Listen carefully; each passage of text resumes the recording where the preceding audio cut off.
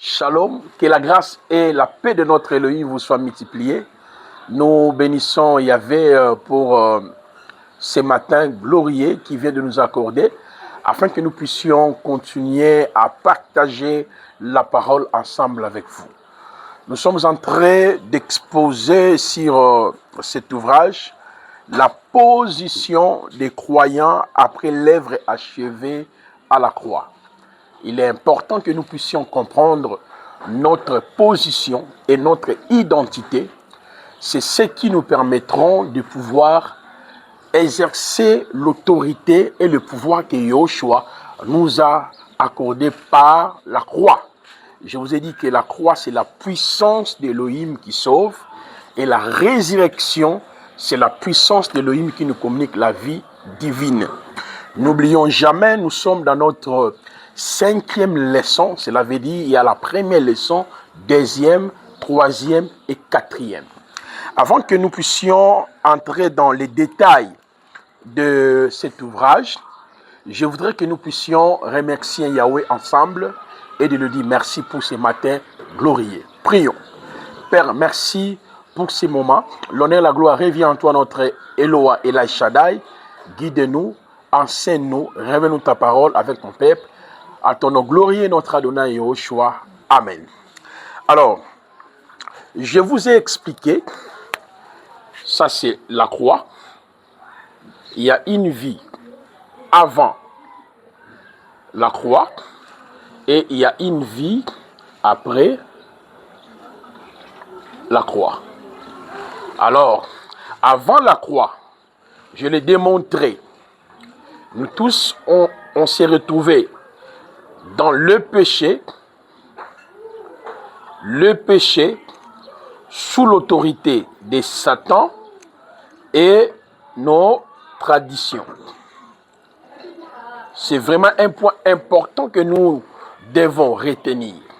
Ça, c'est la position de tous les Élis avant la croix. C'est pour cette raison que j'ai parlé en détail sur notre position avant la croix et ce que Yahushua a fait pour nous à la croix. Il y a 23 vidéos sur cette chaîne.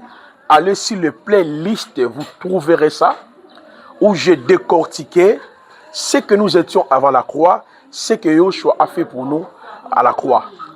Et dans la même perspective, il y a un ouvrage où j'ai épilogué sur ce qui s'est passé à la croix de Golgotha. Nous avons au moins 21 bénéfices que nous avons obtenus par la mort de Yahushua à la croix. Rédemption, justification, imputation, glorification. Mais actuellement, nous sommes en train de parler de notre position après la croix. Parce qu'après la croix, nous sommes en Christ, avec Christ, par Christ et pour Christ.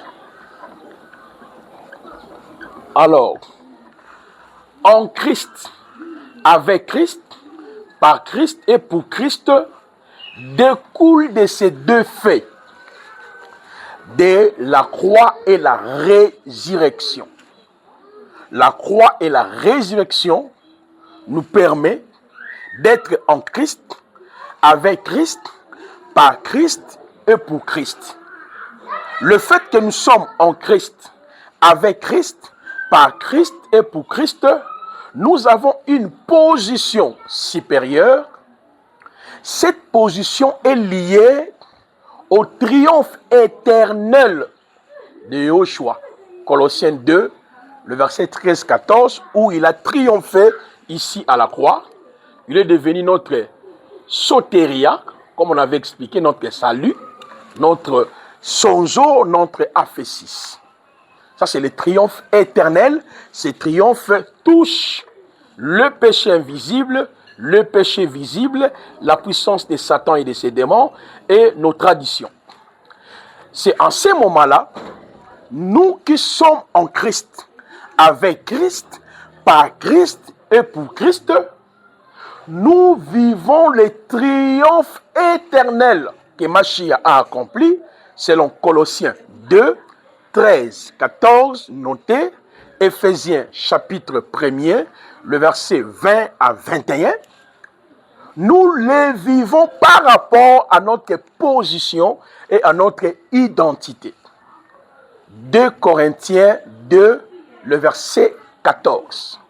2 Corinthiens 2, le verset 14, où la parole nous dit « Elohim nous fait toujours triompher en Mashiach. » C'est pour cela que je vous ai dit, vous ne pouvez pas comprendre votre triomphe si vous ne saisissez pas ce qui s'est passé à la croix et si vous ne saisissez pas ce qui s'est passé à la résurrection. Parce que par la croix, nous avons le triomphe éternel, mais par la résurrection, nous avons la vie divine.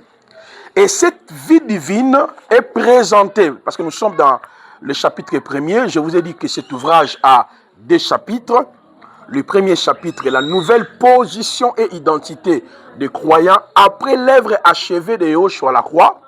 Le deuxième chapitre, les autels et les liens familiaux face à l'autel de Golgotha.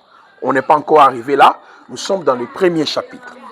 Vous pouvez télécharger gratuitement cet ouvrage via notre site internet www.institutbibliquedekinshasa.org.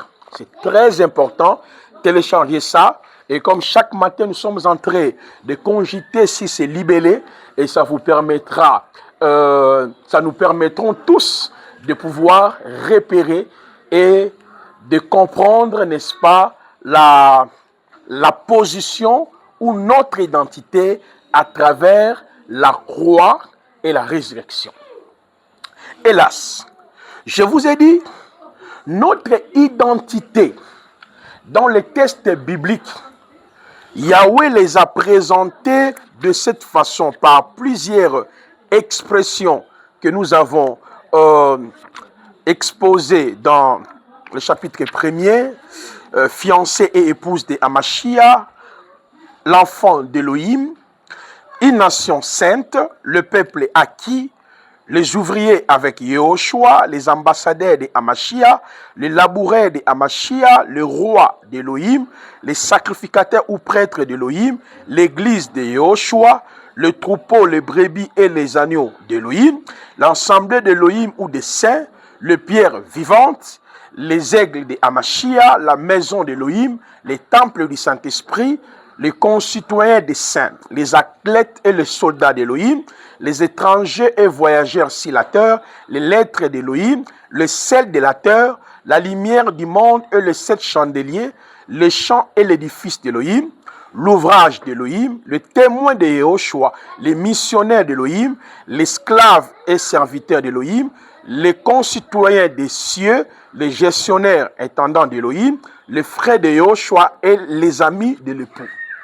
Je vous ai dit, toutes ces expressions ou ces qualifications expliquent notre union, notre attachement, notre rassemblement par la puissance de la résurrection. Parce que la croix, c'est la puissance de Elohim qui sauve. La résurrection, c'est la puissance d'Elohim qui nous communique la nature divine.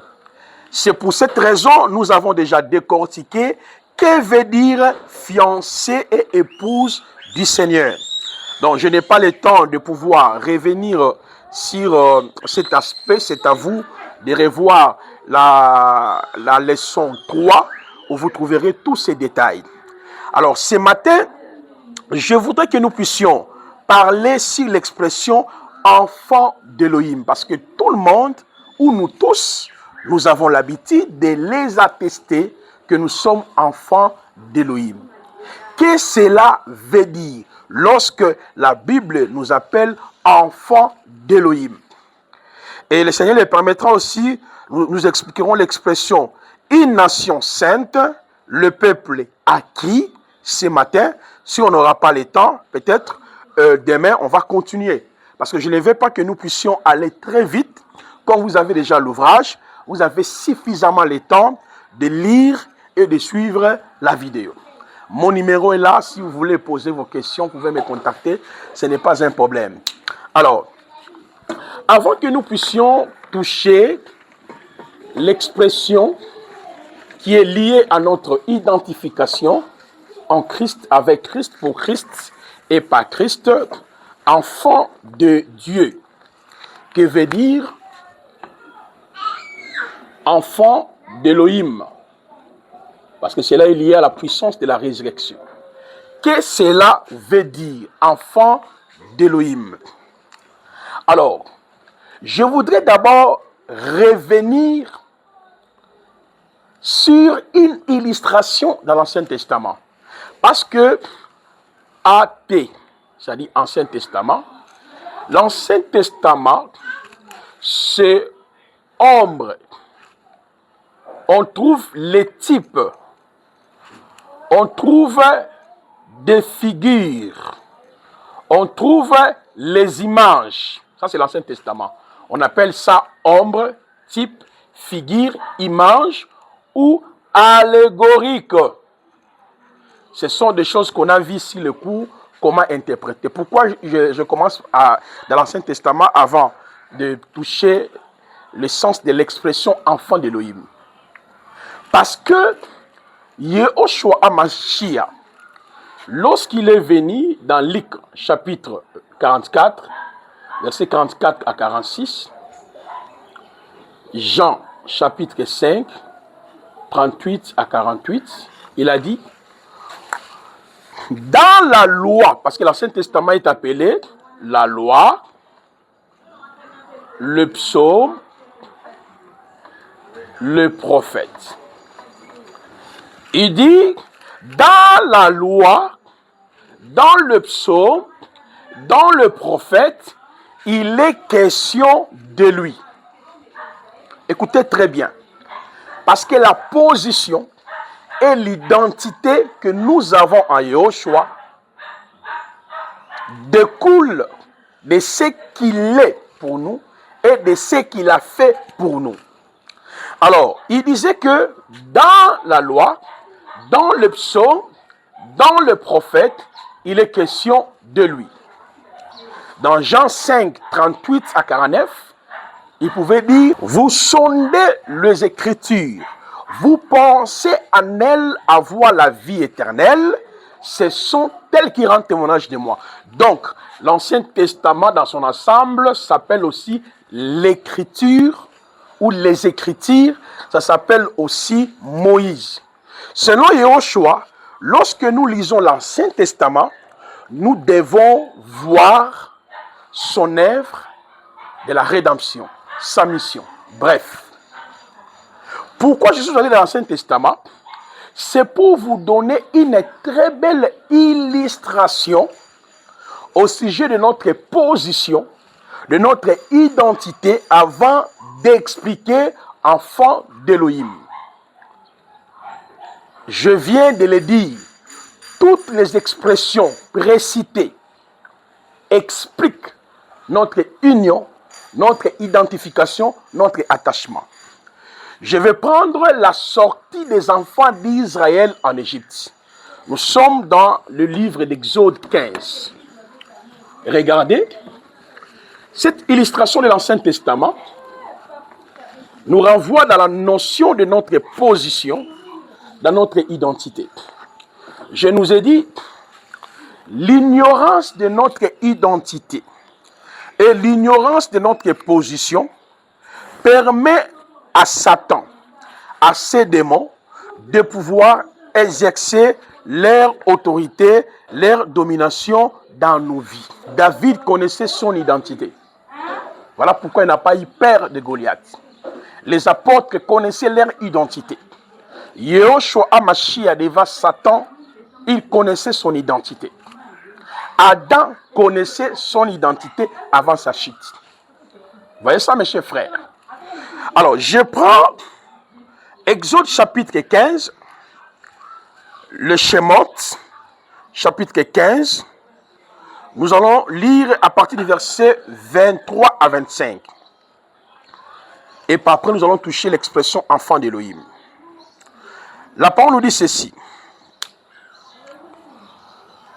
Je peux commencer dans le verset 22 jusqu'au verset 25. Exode chapitre 15, le verset 22 à 25. Moïse fit partie Israël de la mer Rouge. Il sortit vers le désert de Shor.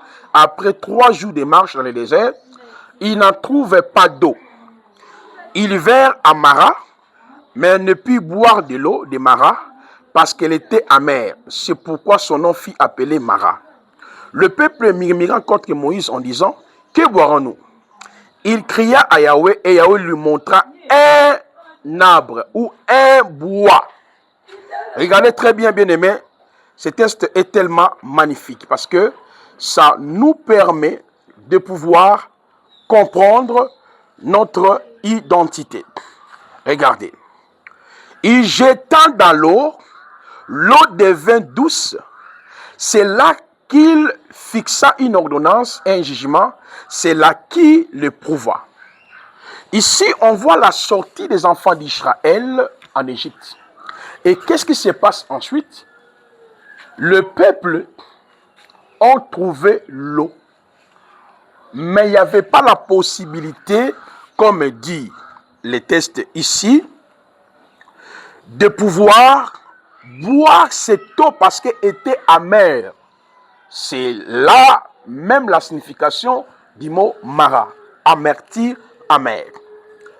Mais Yahweh a changé l'eau qui était amère par un bois. Donc, ce bois a assaini l'eau.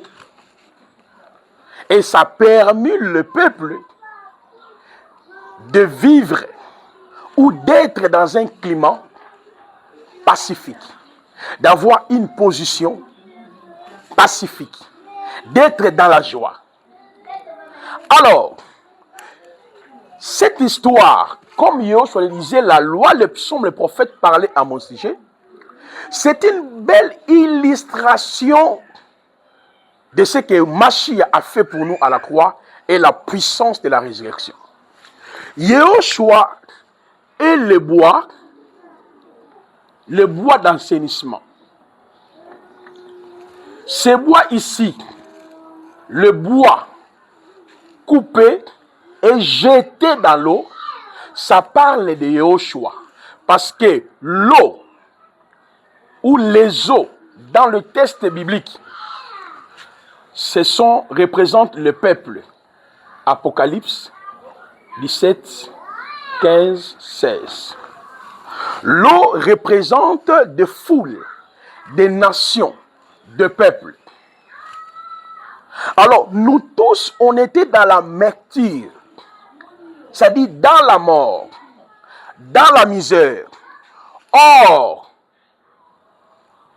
la mecture représente justement le péché, c'est-à-dire la position qu'on avait, où il y avait la mort.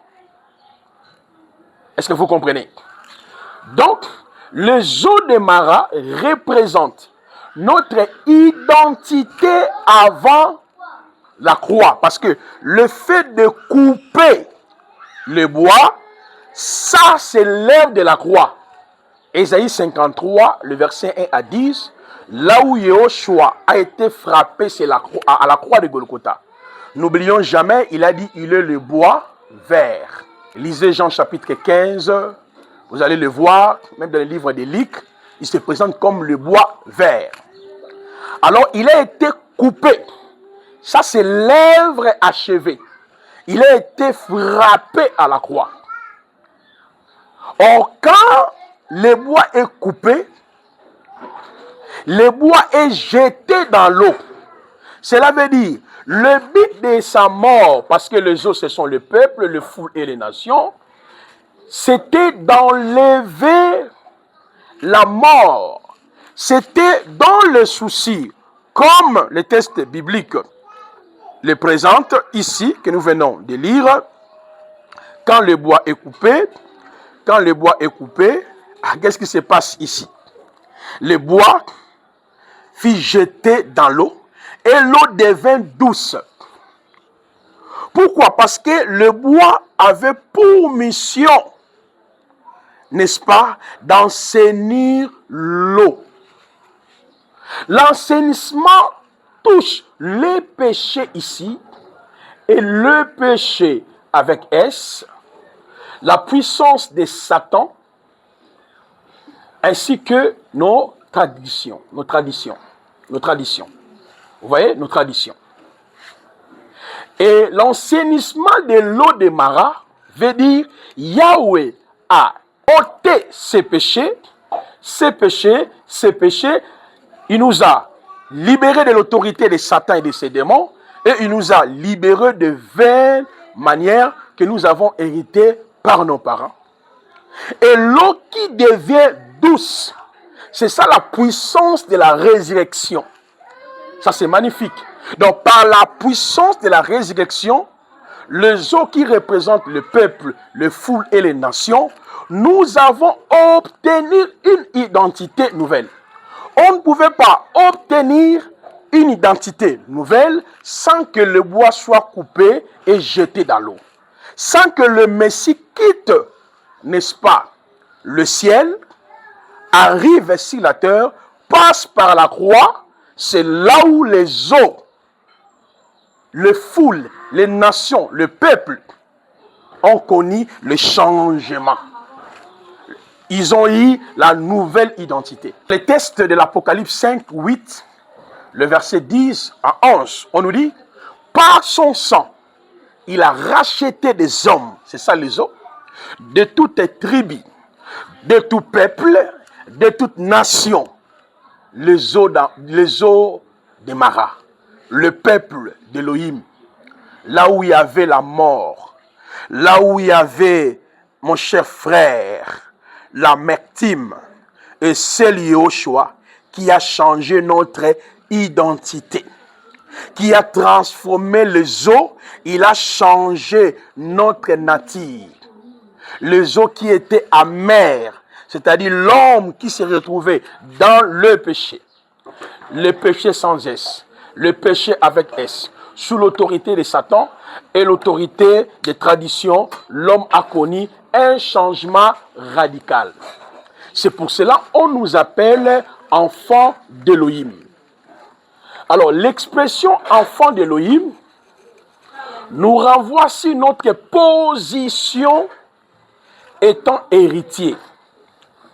Mais avant que nous puissions entrer dans le détail de l'expression enfant d'Élohim, il est important que nous puissions noter. Avant l'œuvre de la croix, tous les êtres humains s'est retrouvés dans ces deux naissances. La naissance adamique. Ça, c'est un. Dans la naissance adamique, nous avons hérité le péché et ses péchés, Satan et ses démons ont pris contrôle. Donc tous ceux qui sont nés en Adam ont connu le règne du péché et ces péchés et l'autorité de Satan régnaient, nous contrôler. Pourquoi? Je vous ai expliqué cela dans Genèse chapitre 1er, le verset 26 jusqu'au verset 31. Adam a été créé étant d'abord esprit, un être qui avait la nature et la ressemblance de Dieu. La puissance de Dieu et la nature d'Élohim demeuraient en lui. Genèse chapitre 2, le verset 15, 16, 17, Yahweh les plaça dans le jardin d'Éden, dans son jardin.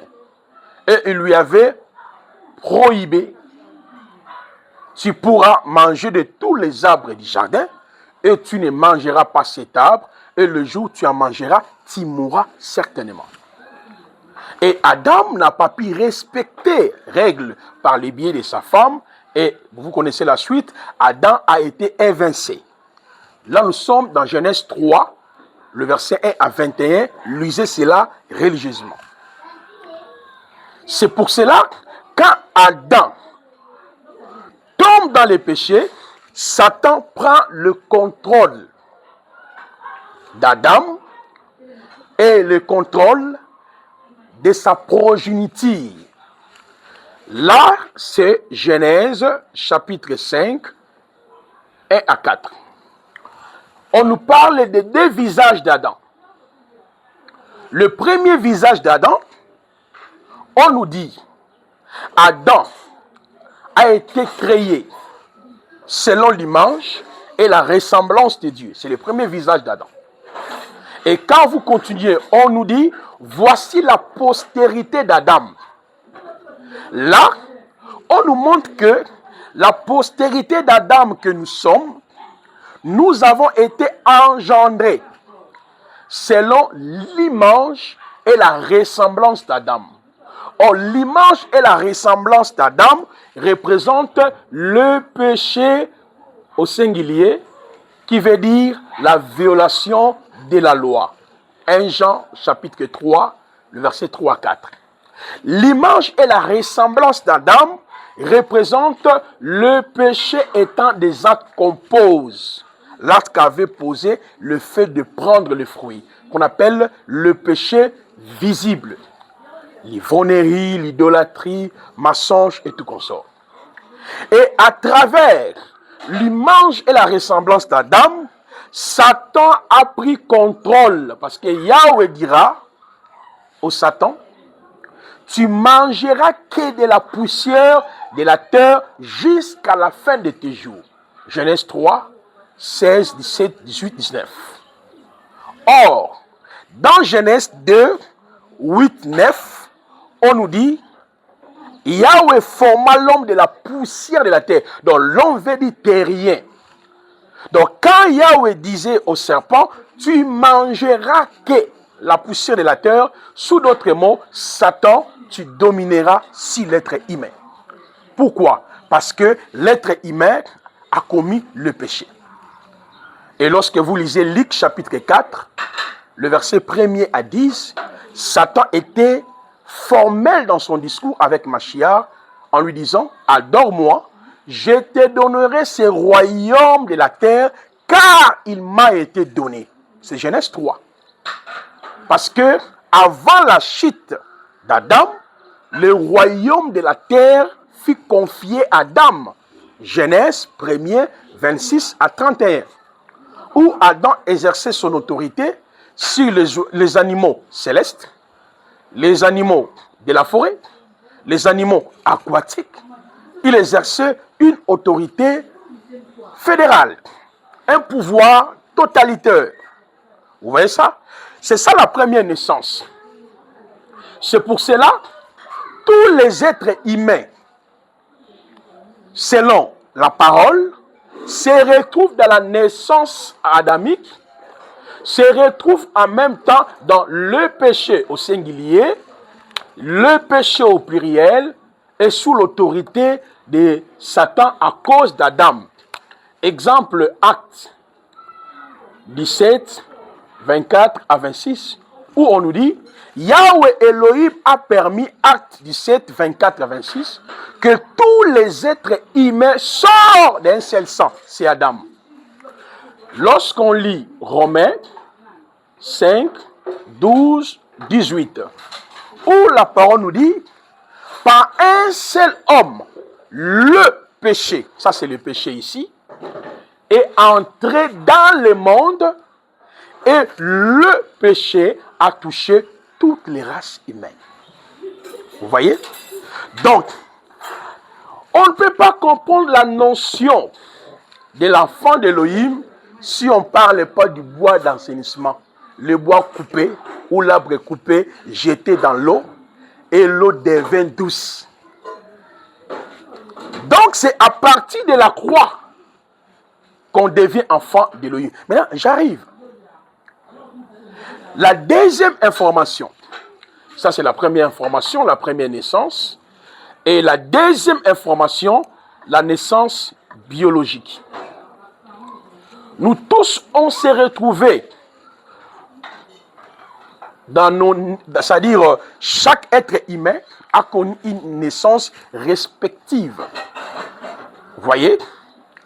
C'est pour cela quand vous lisez dans 1 Pierre chapitre 1, le verset 17 à 18, à 19, 20 à 22, 1 Pierre chapitre 1, où Pierre dira, sachant, ce n'est pas par des choses périssables, par de l'or ou l'argent, que vous avez été rachetés de vaines manières, que vous avez hérité par vos parents. Ce n'est pas par l'or et l'argent que vous avez été rachetés de vos traditions. C'est que vous avez hérité. Donc, chacun de nous a hérité des choses. Il y en a qui ont hérité ce qu'on appelle les alliances maléfiques, les autels, les sacrifices maléfiques. Pourquoi? Tes parents ou tes oncles, tous ces mondes-là ont dû contracter les alliances avec les esprits méchants et ceci a permis à leur progéniture de subir des influences des démons, des esprits méchants. C'est là où on peut parler des autels, des malédictions, des coutumes, des condamnations et tout. C'est que nous avons hérité. Donc, avant la venue de Yahushua, ces deux naissances ici régentaient leur influence dans nos vies.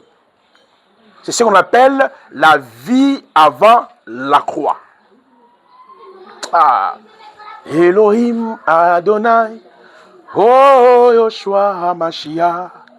Mais que veut dire être enfant de Dieu? Être enfant de Dieu est lié à la puissance de la croix et à la puissance de la résurrection. Comme je viens de vous expliquer, l'eau amère des Maras, le peuple dans le péché, ont été visités par le bois, et le bois a assaini l'eau, a donné un nouveau statut. La notion enfant de Dieu est liée à ce qu'on appelle la nouvelle naissance. La nouvelle naissance. Jean chapitre 3, versets 1 à 7. Où le Mashiach dit à ses rédits juifs Nicodème, si quelqu'un est né, on peut même, il n'y a pas le temps de lire tous ces passages, vous trouverez beaucoup de passages que j'ai quand même énumérés ici. Jean chapitre 3, les versets 1 à 7, Yahushua a parlé de la nouvelle naissance. C'est quoi la nouvelle naissance? La nouvelle naissance, c'est l'acte par lequel Yahweh place sa nature divine en nous. Première définition. C'est quoi la nouvelle naissance? C'est l'acte par lequel Yahweh annule la naissance adamique et la naissance biologique. Parce que la naissance adamique et la naissance biologique, dans Jean chapitre 1, le verset 12 à 13, je vais lire ça. Yahushua appelle ça la naissance de la chair. Donc, sous l'être mot, il y a deux naissances. Il y a la naissance d'en haut et il y a la naissance de la chair. Donc, la naissance de la chair englobe la naissance adamique et la naissance biologique. Écoutez ce que la parole nous dit. Là, je suis toujours la définition d'une nouvelle naissance. La lumière étant la véritable qui illumine tout être humain venant dans le monde. Il était dans le monde. Nous sommes dans Jean chapitre 1, le verset 1 jusqu'au verset 13. Je vais lire seulement quelques parties. La lumière était la véritable qui illumine tout être humain venant dans le monde. Il était dans le monde et le monde a été fait par son moyen. Mais le monde ne l'a pas connu. Il est venu chez les siens et les siens ne l'ont pas reçu. Mais à tous ceux qui l'ont reçu, à ceux qui croient à son nom, il leur a donné le pouvoir de devenir enfants d'Élohim, lesquels ne sont pas engendrés du sang, ni de la volonté de la chair, ni de la volonté de l'homme, mais d'Élohim. Est-ce que vous comprenez? C'est pour cela que je viens de vous dire, la nouvelle naissance, c'est l'acte par lequel Yahweh place sa nature divine en nous. Comment Yahweh procède? Il utilise la parole et le Saint-Esprit pour nous amener à la conversion et à la repentance avant de s'installer en nous. Notez Actes chapitre 2, le verset 1er à 39. Le jour de la Pentecôte, les apôtres annonçaient la parole, vous voyez, et la parole a produit la repentance, prise de conscience, ce qu'on appelle métanoïa. On a vu ça dans l'exposé du tome 1, et la parole a produit la repentance, métanoïa, prise de conscience, et la parole a produit ce qu'on appelle conversion, demi-tour. Et par après, Yahweh vint, il place sa nature divine en nous. On appelle la nouvelle naissance. Donc, par la nouvelle naissance, nous sommes devenir enfants de Dieu. Je vais arriver sur cette dimension-là, la notion de l'enfant de Dieu. Maintenant, je viens de vous expliquer, la nouvelle naissance annule la naissance adamique et la naissance biologique. Sous d'autres mots, quand quelqu'un vous dit il est né de nouveau, cela veut dire les choses d'Adam n'existent plus en lui. Les choses de ses parents n'existent plus en lui. Alors, on vient de voir qu'est-ce que nous avons hérité d'Adam. Le péché invisible, les péchés avec S, c'est-à-dire l'autorité et la domination de Satan dans nos vies. Mais qu'est-ce que nous avons hérité de nos parents? Autel, malédiction, alliance, des cérémonies et tout consort. Donc si tu dis que tu es né de nouveau, cela veut dire que ces deux naissances sont inexistantes. Ça n'existe plus en vous. Est-ce que vous comprenez, mes chers frères? Mais combien de nos frères, de nos sœurs, qui continuent à jeûner, à prier, oh les liens de famille, de condamnation, et ils disent que je suis enfant de Dieu. Non, tu n'as même pas compris le sens de cette expression enfant d'Élohim. C'est pour cela que je suis en train de chuter sur la deuxième dimension de la nouvelle naissance. La nouvelle naissance veut dire nous sommes engendrés. Cela veut dire quoi? C'est notre entrée dans le monde, ou bien le début de notre existence. C'est ça la dimension de la nouvelle naissance. C'est pour cela, lorsque vous lisez dans plusieurs passages de Corinthiens 5, 17 à 21, si quelqu'un est en Christ, il est devenu une nouvelle création. Donc, être enfant de Dieu nous renvoie à la notion de notre enfantement, de notre engendrement. Donc, par la croix, nous sommes engendrés. Dieu nous a engendrés. C'est le début de notre existence sur la terre. Voilà pourquoi on nous appelle enfants d'Élohim. Est-ce que vous comprenez? Lisez plusieurs textes. Je mis Tite 3.5, vous trouverez dans les livres, 1 Pierre 1, le verset 3. J'ai mis 1 Jean chapitre 2, le verset 28 à 29. 1 Jean chapitre 3, le verset 9 à 10. 1 Jean chapitre 4, le verset 7. 1 Jean chapitre 5, le verset 1er. 1 Jean chapitre 5, le verset 4 à 5.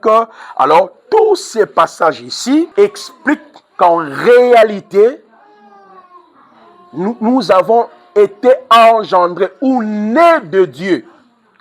Voilà pourquoi je dis la nouvelle naissance, c'est le début de notre existence. Donc lorsqu'on dit tu es enfant d'Élohim, signifie tu existes en Christ, avec Christ et par Christ. Donc enfant d'Élohim n'a rien d'Adam en lui. Enfant d'Élohim n'a rien de ses parents en lui. Vous comprenez maintenant que l'expression enfant d'Élohim est liée à la présence de Dieu en nous. L'expression enfant d'Élohim est lié par rapport à l'abolition de la première naissance et deuxième naissance qu'on appelle la naissance de la chair. L'expression enfant d'Élohim est liée au début de notre existence sur la terre. Maintenant, vous êtes enfant d'Élohim. Si vous êtes enfant d'Élohim, tu deviens co-héritier avec Mashiach. Galates 4, 1 à 9, Colossiens 1, 12, 14. C'est que quand je dois prier, dans ma dimension étant enfant d'Élohim, j'ai pleinement Christ. La richesse en Christ, la gloire en Christ, le bonheur en Christ. Je n'ai pas le temps d'aller chercher dans le monde des ténèbres, sous l'eau, renverser, détruire, envoyer le feu. C'est parce qu'on n'a pas compris notre identité. Nous sommes enfants d'Élohim, veut dire la présence de Dieu est en nous. Or, Adam avait la position, n'est-ce pas, de l'enfant dans le jardin d'Éden. Parce qu'étant enfant d'Élohim, Yahweh avait tout créé pour lui. Le jardin, l'eau, il a mis l'or, tout était pour Adam. Et Adam n'avait que la possibilité d'utiliser ce que Dieu avait mis à sa disposition. Or, nous les croyants, Colossiens 2,10 nous dit, nous avons pleinement en Christ. Parce qu'à travers l'œuvre achevée, que nous sommes devenus enfants d'Élohim, sous d'autres mots, nous avons la présence de Dieu. Ok, Yahweh a annulé la naissance adamique et biologique. Et Yahweh a fait de sorte que je commence à exister par Christ. Galates 2, le verset 20. J'ai été crucifié avec Christ. Si je vis, ce n'est plus moi qui vis, c'est Christ qui vit en moi. Donc, quand vous comprenez votre position, étant enfant de Dieu, tu comprendras que tu n'as plus le temps avec les autels, les alliances, les malédictions. Tu n'as plus le temps avec Adam. Le problème avec toi, il faut comprendre maintenant comment la nouvelle création, enfant d'Élohim, vit. C'est ce que nous allons voir dans le tome 3. Le triomphe des croyants par la croix, la foi et le Saint-Esprit. Parce que nous les chrétiens, nous avons le triomphe éternel, mais nous avons le triomphe continuel. Ok? Qui passe par la foi, qui passe par la présence du Saint-Esprit. Et on parlera si la vie de la foi. Vous voyez? Et voilà, l'ouvrage est aussi disponible. Nous allons exposer si cet ouvrage, si le triomphe des croyants après l'œuvre achevée, les triomphes des croyants par la croix, par la foi et par le Saint-Esprit. Voilà, l'ouvrage est là, tu peux le télécharger via notre site internet www.institutbibliquedekinshasa.org. Alors, nous arrivons déjà à la fin de notre enseignement de ce matin. Tu as compris que tu es enfant de Dieu. Si tu es enfant de Dieu, tu es héritier. Tu es dans l'union avec le Seigneur. Si tu es enfant de Dieu, il n'y a rien de tes parents en toi. Il n'y a rien. Tu es dans l'union avec Christ. Le bois a déjà assaini l'eau. Tu as la vie de Christ. C'est ça l'eau douce des maras. La vie de Christ qui est en nous. Nous vivons en Christ, avec Christ, par Christ et pour Christ. Quand tu pries, il faut le proclamer. Il faut l'adorer par rapport à ta position et par rapport à ton nouveau statut en Christ. Et je tiens aussi à vous annoncer notre ouvrage qui sera disponible au mois d'août, c'est-à-dire à la fin du mois d'août. Nous laissons aussi un message à nos frères et à nos sœurs qui sont touchés par nos messages. Vous aimez nos enseignements, vous pouvez nous soutenir pour que nous puissions dupliquer ces livres sur le salut holistique, les 3 étapes de la rédemption. C'est le résumé du tome 1, tome 2, tome 3 que j'ai écrit. Et cet ouvrage sera distribué gratuitement aussi pour aider les hommes de Dieu, afin que nous puissions comprendre le processus de la transformation de l'âme, le processus de la transformation de l'esprit. C'est vraiment un ouvrage magnifique. Si vous êtes touché, nos numéros sont là. Tu peux nous contacter comme on a reçu un frère à partir de l'Est qui nous a envoyé $20, 20 € ou $20 pour le soutien. Nous entendons aussi le soutien des autres. Ça nous fera énormément du bien. Alors, nous arrivons vraiment à la fin. Nous allons prier. Demain, par la grâce de l'Éternel, nous allons encore nous retrouver avec vous. Mais n'oublions jamais, ceux qui veulent se joindre avec nous dans l'Institut biblique de Kinshasa, la porte, elle est toujours ouverte. Donc, vous allez suivre la vidéo à la fin de ma prière. Prions. Merci Adonai pour ce matin glorieux que tu nous as accordé avec tes enfants. L'honneur et la gloire revient en toi. Tu nous as révélé ta parole, tu nous as enseigné, tu nous as encouragé.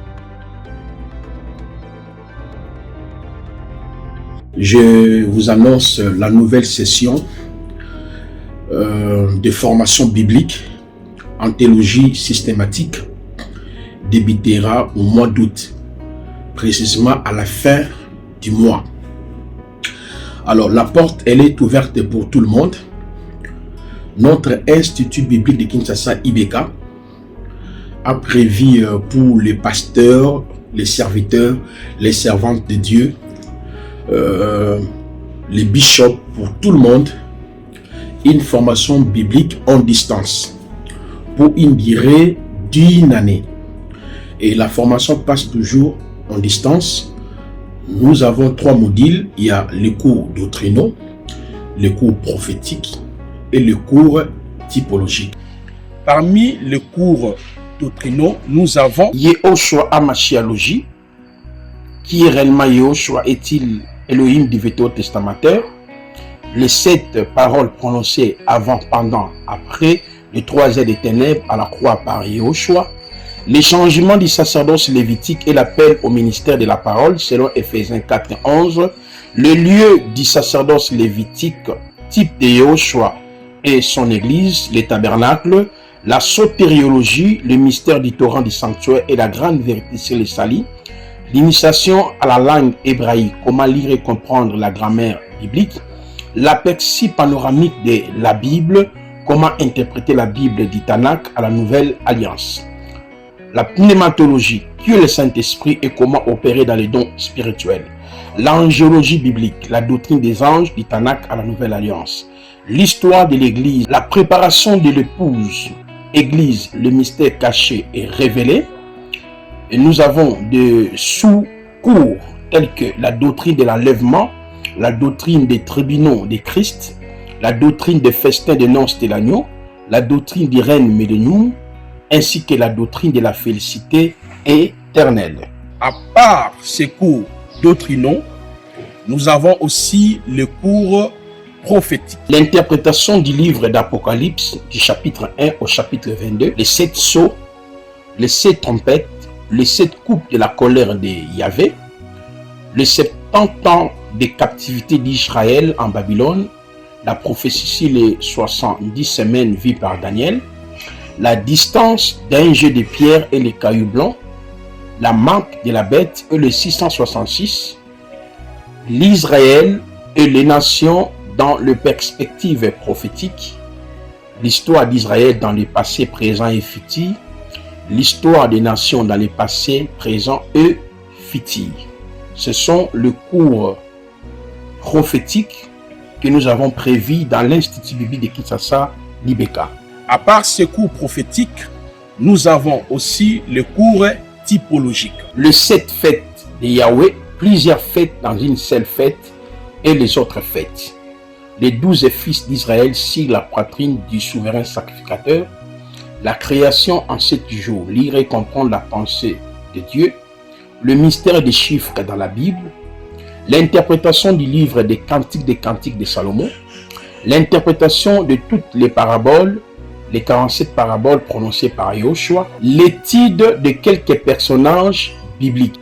Je tiens à vous dire, en ce qui concerne l'étude de quelques personnages bibliques, nous avons plusieurs cours à l'intérieur et vous allez les découvrir tout au long de l'enseignement dans l'Institut biblique de Kinshasa. Inscrivez-vous via notre site internet www.institutbibliquedekinshasa.org. Et la procédure, elle est simple. Entrez dans le site, prenez votre inscription, remplissez toutes les conditions qu'on vous demande. Une fois que vous avez fini de remplir toutes les conditions requise, l'un des administrateurs entrera en contact avec vous. Vous allez payer justement le 20 $, les frais d'inscription, et après cela, on va vous intégrer dans notre groupe de l'Institut biblique de Kinshasa. C'est là où nous envoyons les différents cours. Alors, la procédure est le simple. Comme nous avons plusieurs cours, le cours doctrinaux prophétique ainsi que le cours typologique, nous exposons, vous allez suivre la formation en distance. Par exemple, lorsque j'aborde le cours sur la sotériologie, après avoir suivi les différentes vidéos de ces cours, il y aura un temps où le professeur sera en live avec vous à travers notre groupe de l'Institut biblique de Kinshasa. C'est là où nous envoyons les liens. Vous pouvez vous connecter pour pouvoir poser toutes les questions qui sont relatives au cours que vous venez d'apprendre. Alors, la durée de la formation est pour une année. Vous allez payer par mois 20 $. Donc, comme nous avons 12 mois, et chaque mois, vous payerez 20 $. 20 $, 20 $, à part le frais de l'inscription, 20 $ que vous allez payer auprès des administrateurs. À la fin de cette formation, vous serez sanctionné par un diplôme en maîtrise en théologie systématique. Le temps est arrivé, hâtez-vous, inscrivez-vous, prenez part à l'Institut biblique de Kinshasa IBK. Hâtez-vous, la porte elle est ouverte pour tout le monde. Nous allons terminer les inscriptions avec les étudiants au mois de septembre. À la fin du mois d'août, on commence déjà la nouvelle session. Donc, une fois que vous respectez toutes ces procédures que nous venons d'énumérer, et c'est en ce moment-là, vous serez accepté dans notre Institut biblique de Kinshasa. Baruch Hashem, que la grâce et la paix de notre Elohim vous soient multipliées.